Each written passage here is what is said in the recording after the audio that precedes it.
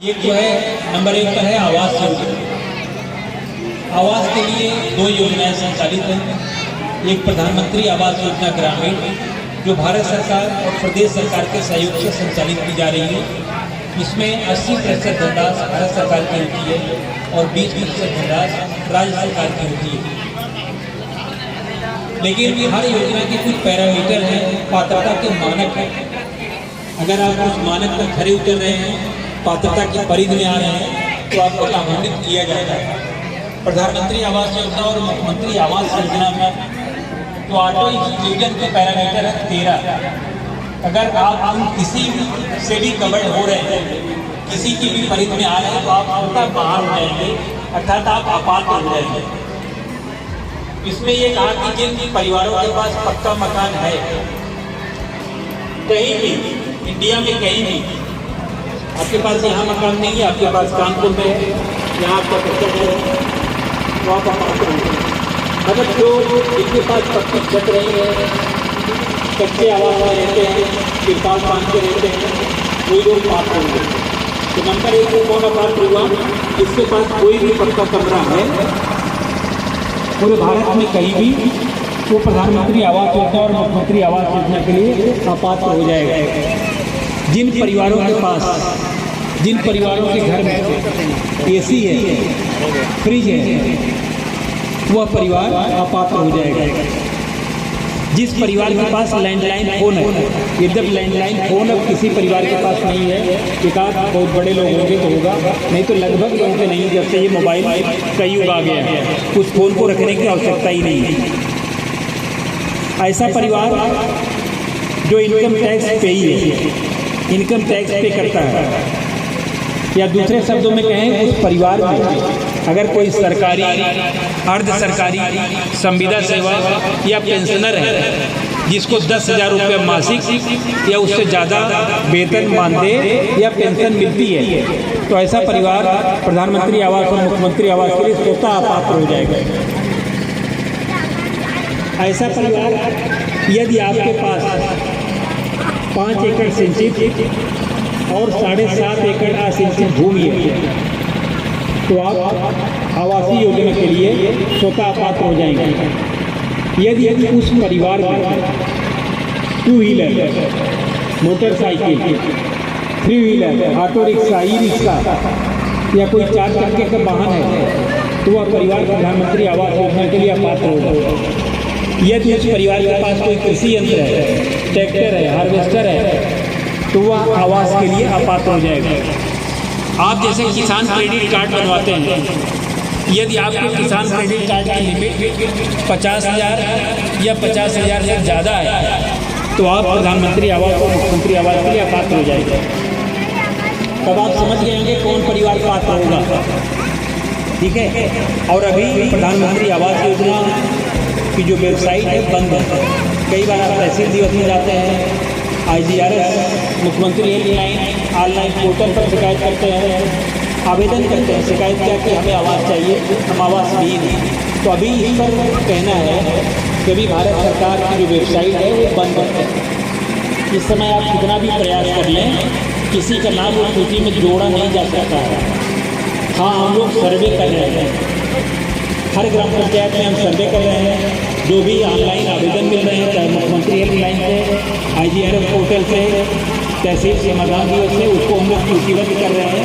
पात्रता परीक्षण कराकर ग्राम पंचायत और एक रजिस्टर बना रहे हैं, और जैसे ही भारत सरकार की वेबसाइट खुलेगी, आपका नाम उसमें दर्ज करते हुए, सूचीबद्ध करते हुए आपको प्रधानमंत्री आवास योजना से लाभान्वित किया जाएगा। जिन परिवारों को मिला है उनको 1,20,000 रुपये मिलता है।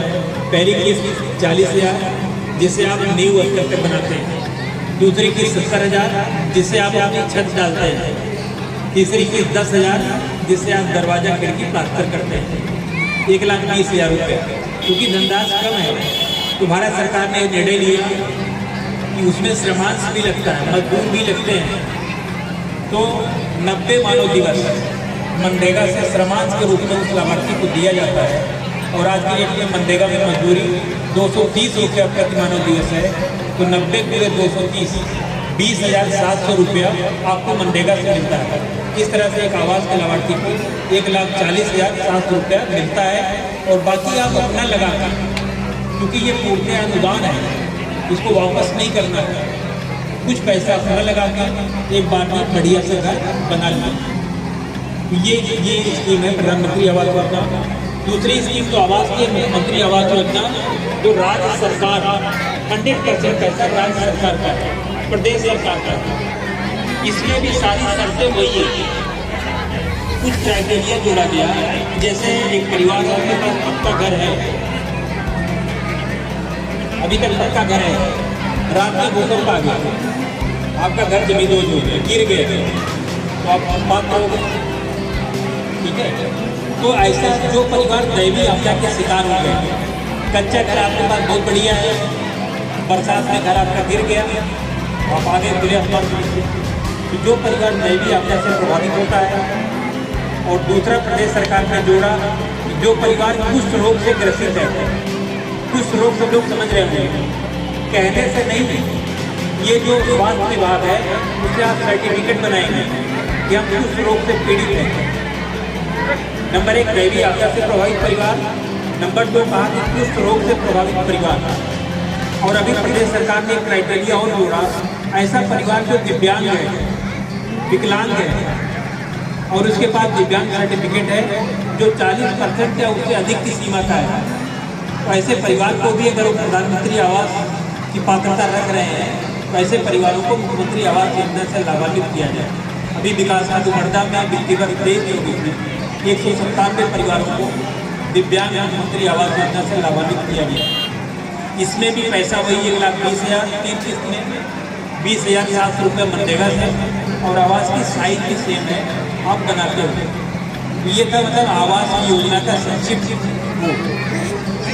जिन परिवारों का जो अपने आप को पात्र समझते हैं, उनका आप लोग सर्वे करा रहे हैं, क्योंकि इस समय वेबसाइट बंद है। जैसे ही वेबसाइट खुलेगी हम सूचीबद्ध करके आपको आवास देने की कार्रवाई करी जाएगी। दूसरा जो हमारा स्टॉल लगा हुआ है सामाजिक सुरक्षा का, जिसको हम सोशल वेलफेयर स्कीम के रूप में जानते हैं। हर आदमी 60 साल का होगा, चाहे वो मेल हो चाहे फीमेल हो, लेकिन हर आदमी को वृद्धावस्था पेंशन नहीं मिलेगी, जो पात्र होगा उसी को मिलेगी। तो अगर हम ब्लड सेल में बात करें तो केवल 2 शर्तें हैं। एक तो आपकी उम्र 60 वर्ष या उससे अधिक हो गई, नंबर 1। नंबर 2 आपको आय प्रमाण पत्र बनवाना है तहसील से। अगर आपका आय प्रमाण पत्र 46,080 रुपया प्रति वर्ष से कम का बन गया तो आप वृद्धावस्था पेंशन के पात्र हैं। आप ऑनलाइन पोर्टल पर आवेदन डालेंगे और विभाग उसका सर्वे करके आपको वृद्धावस्था पेंशन देंगे। दूसरी पेंशन है निराश्रित विधवा पेंशन। ऐसी बहन जिसके पति की मृत्यु हो गई, इसमें भी 2 ही शर्तें हैं। नंबर 1, उस महिला की उम्र 18 वर्ष या उससे अधिक होनी चाहिए। नंबर 2, उसको भी आय प्रमाण पत्र बनवाना है तहसील से। अगर उसका आय प्रमाण पत्र 2 लाख रुपया वार्षिक से कम का बन गया, 2 लाख रुपया वार्षिक से कम का बन गया, वो बहन निराश्रित विधवा पेंशन के लिए पात्र होगी।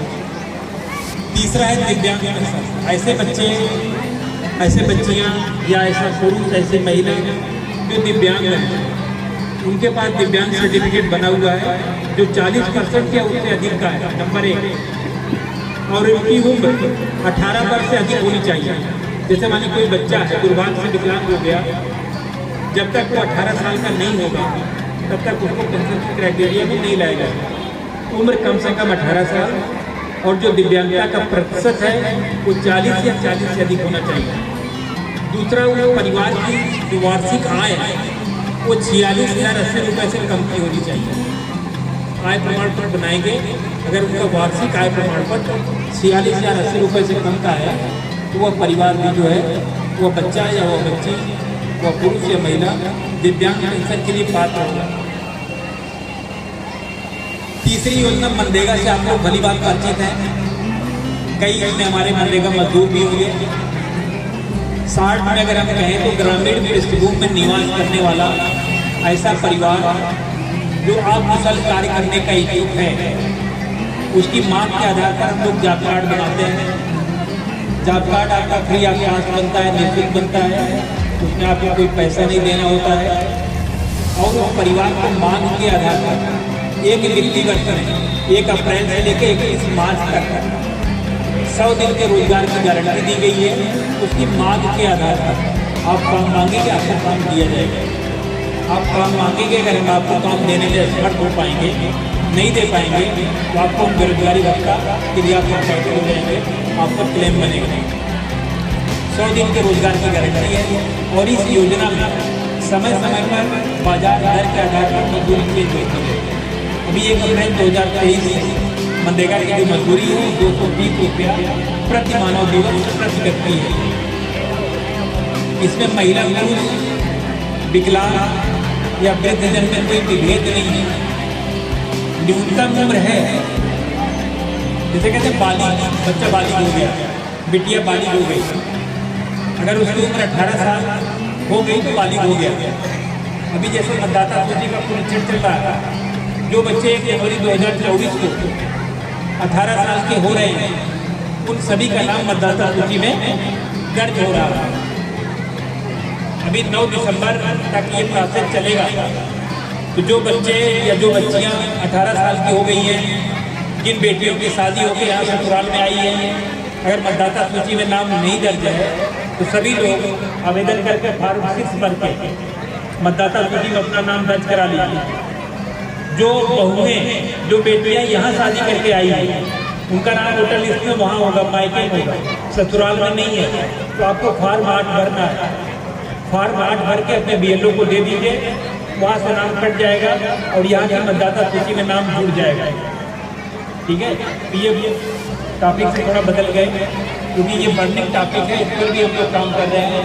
JERO हमारा भी दायित्व है कि हमारे जितने भी बच्चियाँ 18 साल के हो गए, सबका नाम मतदाता सूची में दर्ज हो जाए। जो लोग मृतक हो गए हैं उन सबका फॉर्म 7 भर के उनका डिलीट होना है, नाम डिलीशन में जाना है। और ऐसे लोग जो शिफ्टिंग वाले हैं, जैसे गांव का बंटवारा हुआ या बूथ का बंटवारा हुआ, आपका नाम यहाँ है और आप दिखाए वहाँ जा रहे हैं, तो आपको भी फॉर्म 8 भरना है और यहाँ से वो शिफ्ट हो जाएंगे। जो बेटियाँ शादी करके आई वो भी फॉर्म 8 भरेंगे। ठीक है, ये है कि हमें जो मत देने का राइट है हर व्यक्ति का, हर महिला का, हर पुरुष का, जो भी 18 साल या उससे ऊपर का हो गया है, मतदाता सूची में नाम अनिवार्य।